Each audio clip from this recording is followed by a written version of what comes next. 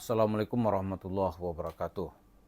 Para pemirsa, siapa yang pernah hidup di Jakarta dan dewasa di era transportasi masih dalam bentuk mobil PPD, gitu.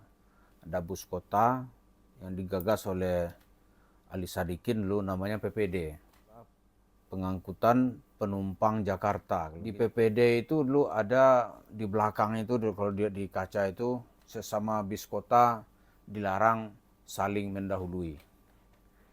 Jadi bis kota itu ya dia lebih baik parkir di belakang mobil yang di depan daripada dia menyalip, gitu. Itu dilarang. Kenapa dilarang gitu? Pertama, tentu jalanan sempit membahayakan bagi penumpang yang lain. Yang kedua, alasannya ya itu kan perusahaan BUMN semi pemerintah. Jadi sopir dan keneknya itu mendapat tunjangan gaji dari pemerintah. Belakangan baru ada istilah setoran gitu. Jadi tidak ada alasan mereka untuk saling salip gitu, yang membahayakan nanti kepada penumpang. Lalu apa hubungannya ungkapan tidak boleh saling salip ini dengan Yusuf Mansur?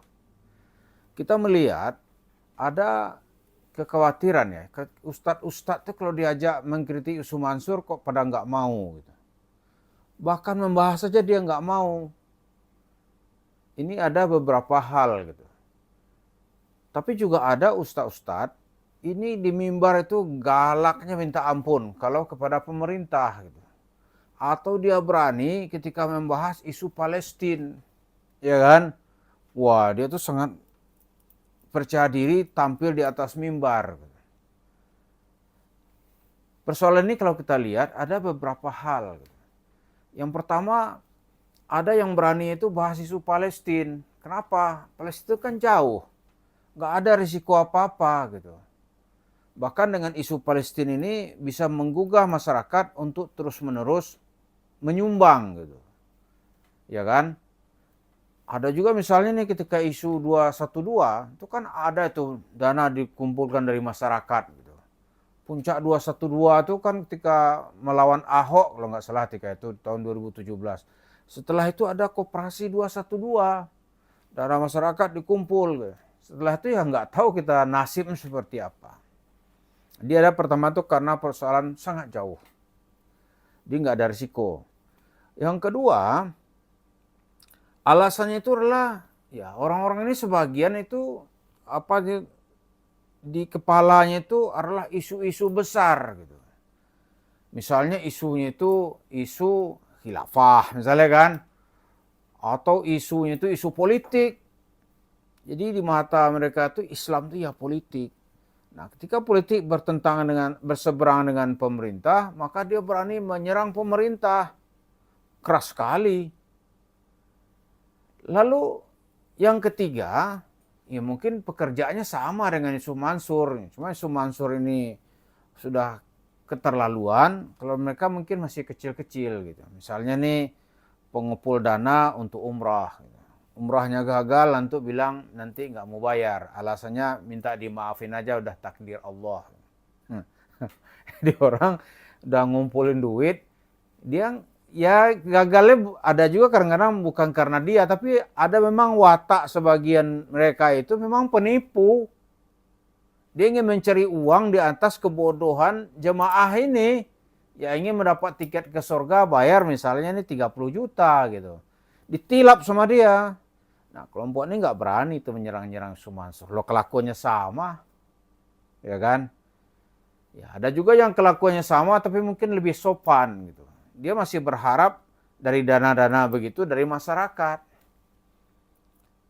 Dan yang terakhir ini mungkin juga wawasannya nggak sampai gitu.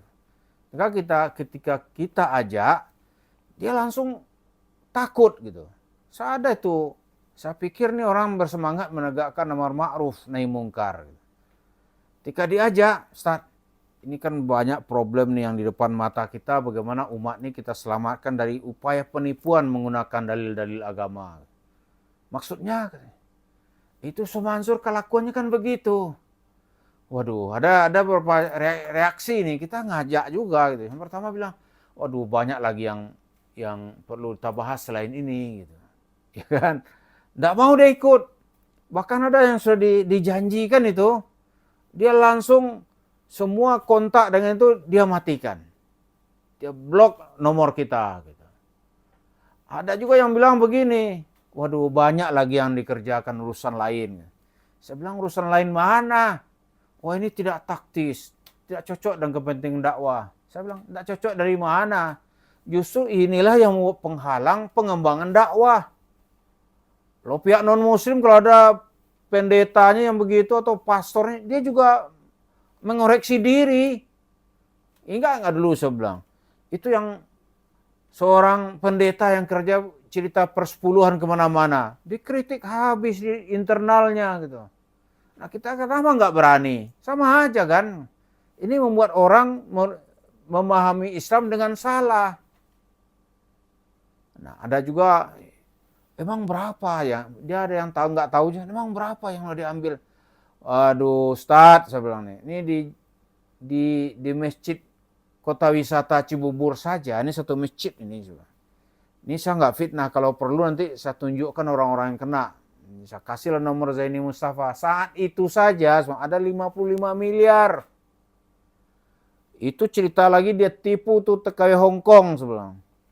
Terus itu jumlahnya juga puluhan miliar. Dia baru tahu ini. Waduh, begitu amat ya. Itu saya bilang. Nah, ada juga sebagian ustadz ini, dia memang seperti bis kota tadi itu, dia satu jalur lah dengan Yusuf Mansur, yang juga pengepul sedekah-sedekah gitu. Jadi kalau disuruh menyerang Yusuf Mansur, dia seolah-olah menyerang dirinya sendiri. Padahal kan nggak begitu. Dia menyerang Yusuf Mansur, dia ingin membuktikan bahwa kerjaannya itu benar-benar untuk kepentingan dakwah Islam. Itu orang nggak masalah. Misalnya nih, dia membangun pesantren. Dia minta wakaf, sedekah kepada masyarakat. Selama orang melihat penggunaannya itu benar, ya orang nggak ada masalah juga gitu. Ini kan Yusuf Mansur ini dinilai orang, dia itu seolah-olah seperti berdakwah gitu. Padahal tidak. Nggak ada cerita dakwahnya. Itu seolah-olah membuat cerita-cerita agama, cerita palsu, cerita dongeng. Coba saya tanya sekarang, mana ada? Coba tunjukkan ke kita itu. Orang yang bersedekah kepada Yusuf Mansur atau jemaah-jemaah ini telah mendapatkan limpahan balasan dari Allah. Coba siapa? Dia sedekah 1 juta sudah dikasih Alphard. Mana dianya? Kalau ada ya saya mau juga. Karena maksud ayat itu jelas tidak itu. Tidak ukuran materi. Anda bersedekah materi misalnya nih 1 juta. Lalu beberapa hari kemudian dikasih oleh Allah Alphard. Coba tunjukkan mana orangnya. Kalau dia bisa, yang lain tentu juga bisa. Benar nggak? Nggak ada, cerita kosong aja. Maka cerita-cerita yang berkonotasi menipu itu adalah cara Yusuf Mansur untuk mendapatkan uang banyak. Dari situ nanti kebohongan berikutnya, kan dia membangun cerita warung steak ini. Karena dia juga nggak percaya cerita dakwahnya itu. Warung steak dia beli dengan uang real kan. Uangnya real, dibangun gitu. Kemudian di situ dia dapat duit. Terus kalau memang cerita dakwahnya itu benar, ngapain usaha-usaha begitu? Minta aja sama Tuhan. Modalnya sedikit, nggak pakai modal kok. Iya kan? Tawarkan aja itu ke presiden terpilih, nggak usah lah minjam-minjam ke luar negeri, gaji pegawai, sedekah aja modalnya, gitu kan? Dibalas oleh Allah, dikasih ke rekening pegawai-pegawai. Kalau itu benar, waduh, Prabowo senang sekali itu. Pasti senang. Tim suksesnya, pegawai kita mungkin katakanlah 6 juta gitu.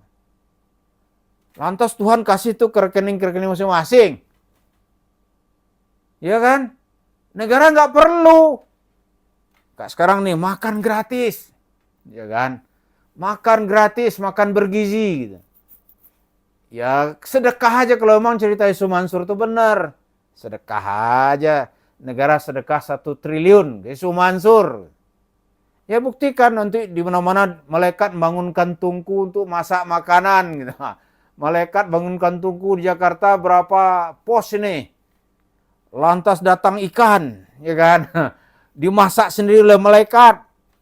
Waduh, kalau begitu nggak ada kerja lagi udah. Oh, pemerintah pastilah sangat senang gitu. Tapi itu kan cerita omong kosong.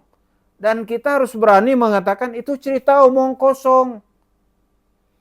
Yusuf Mansur membangun usaha real karena dia nggak percaya cerita dia, yakin cerita dia itu juga cerita omong kosong. Maka dia bangun cerita warung steak, ya kan?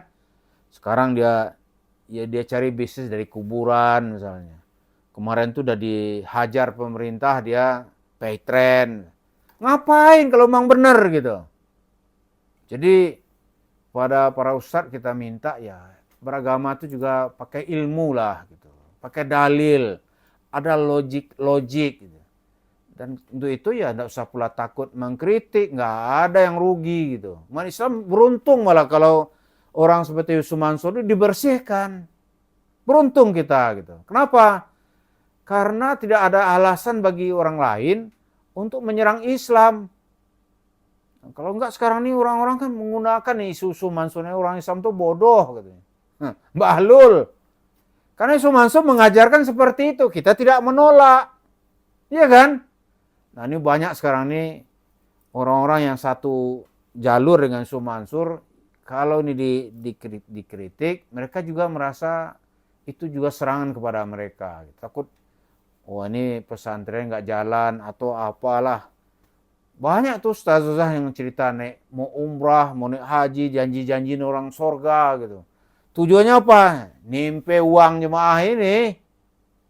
Aduh, saya kalau melihat gini-gini ini harus dijelaskan gitu. Ada pula yang berani ini kalau ngeritik pemerintah dia berani. Kalau yang kecil depan matanya dia nggak berani.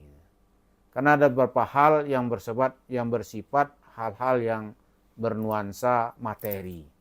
Ini kan ngeri sekali nih agama dijadikan seperti itu.